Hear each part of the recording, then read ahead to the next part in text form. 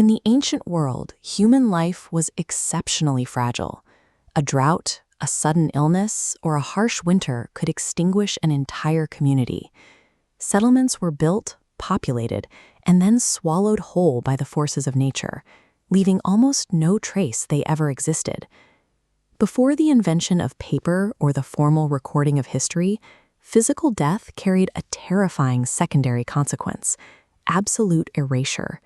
If you died, and the people who remembered you died, every thought you had, every action you took, vanished into a permanent void. Look at the sheer scale of this monument. Early civilizations stacked millions of tons of limestone and granite in the desert, engineering massive, immovable structures, hoping that even if their physical bodies decayed, their names would outlast the elements. But stone eventually erodes, and tombs are looted. To truly outlast physical death, humanity needed something weightless. They engineered a technology of memory that could be carried in the mind and passed from generation to generation: the epic narrative. How did the earliest writers weaponize the spoken and written word to defeat death? And how are those exact same narrative blueprints continuing to control modern pop culture thousands of years later? This ancient stone relief from Mesopotamia shows a figure clutching a lion. It depicts Gilgamesh, the warrior king of Uruk. The Epic of Gilgamesh, recorded on clay tablets, is our earliest documented blueprint for defying death. In the text, Gilgamesh aggressively battles gods and slays monsters in a desperate search for the physical elixir of eternal youth. He fails. He never finds the elixir, and he eventually dies a mortal man. However, because his struggles were pressed into clay, his name survived the collapse of his entire civilization, granting him a legacy that his physical quest could not. This specific narrative technology, the heroic epic, spread westward. You are looking at a classical bust of Homer, the figure credited with establishing the foundation of ancient Greek culture through poetry. Homer's Iliad and Odyssey codified a distinct cultural identity by repeating specific cyclical themes: the pursuit of glory and war, the wrath of warriors, and the incredibly perilous journey home. These early epics proved an essential human thesis for human survival. A hero's physical death becomes irrelevant if their actions are permanently encoded into the cultural memory of the society they leave behind. In ancient Japan, texts like the Kojiki weaponized literature for a completely different purpose.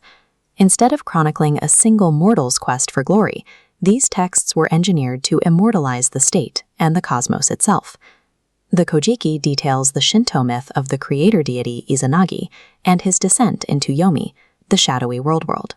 It functions as a way to explain the terrifying, inescapable cycle of human birth, physical decay, and death. The text also chronicles the birth of Amaterasu, the goddess of the sun, and Susanoo, the god of the storm. Look at this traditional Shinto procession passing through a massive torii gate. These myths were specifically designed to connect fragile, mortal human rulers to these exact, eternal forces of nature. The Japanese mythological blueprint conquered time by elevating temporary human emperors into an unbroken divine lineage. If the ruler is a direct descendant of the sun, the political state itself becomes eternal. By the 11th century, inside the insular, highly refined Heian court of Japan, the literary battle against mortality evolved again. Authors stopped writing about fighting external monsters and started focusing on preserving the internal human soul. A noblewoman named Murasaki Shikibu wrote The Tale of Genji. Often considered history's first novel, the text follows a protagonist who isn't fighting a physical enemy, but rather grappling with the fleeting, ephemeral nature of life itself. This 12th century illustrated hand scroll contains text and paintings from the Tale of Genji. Instead of warfare, the narrative relies entirely on mood, the exchange of poetry, and the authentic documentation of complex psychological frailties. Murasaki's defense of fiction rests on a specific human impulse: the internal pressure of experiences so profound they overflow the heart. To her, these stories record the truly rewarding particulars of life, ensuring that whatever a teller longs to pass on survives its creation. By shifting the focus to these internal overflows of the heart, Murasaki achieved a different kind of survival. She froze recognizable human emotions in ink, allowing modern readers to encounter the authentic psychology of a world that has long since vanished.